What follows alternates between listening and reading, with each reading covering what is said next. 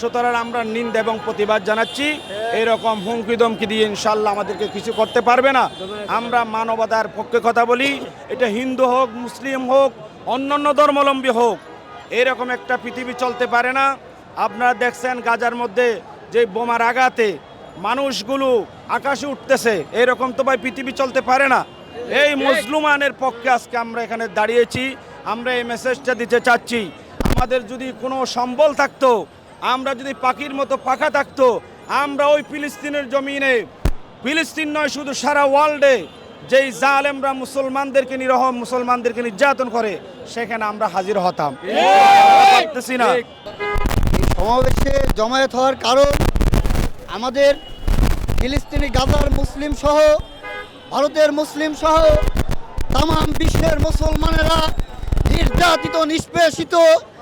আজকে ইসরায়েলি ওই আমেরিকার পাঁচটা গোলামেরা তারা মুসলমানদের উপরে যে নির্যাতন চালাচ্ছে, শিশু বাচ্চাদেরকে, কচিকাঁচা বাচ্চাদেরকে, আমাদের মা বোনদেরকে তারা হত্যা করতেছে।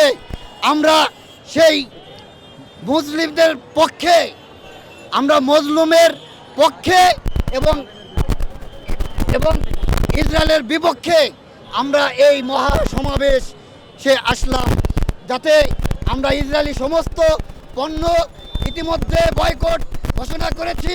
আমরা বয়কট করেছি তাম পৃথিবীতে সব জায়গা থেকে যদি এই ইসরায়েলি পণ্য বয়কট হয়ে যায় আর আমরা মুসলিমরা একতার বন্ধনে বন্ধন হই, তাহলে আশা করি ওই ফিলিস্তিনি মুসলমানদের বিপক্ষে যারা কাজ করছে তারা অচিরেই তাদের ধ্বংস অনিবার্য।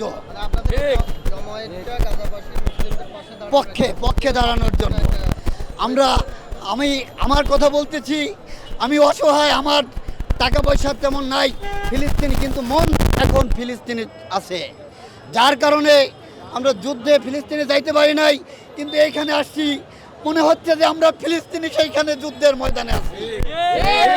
আমাদের অন্তর প্রাণ এখন ফিলিস্তিনে। আমাদের মা বোনদেরকে যেইভাবে তারা তাদের শিশু বাচ্চাদেরকে মেরে ফেলতেছে, এটা আমরা সহ্য করতে পারবো না। নারায়ে তাকবীর, নারায়ে রিসালাত।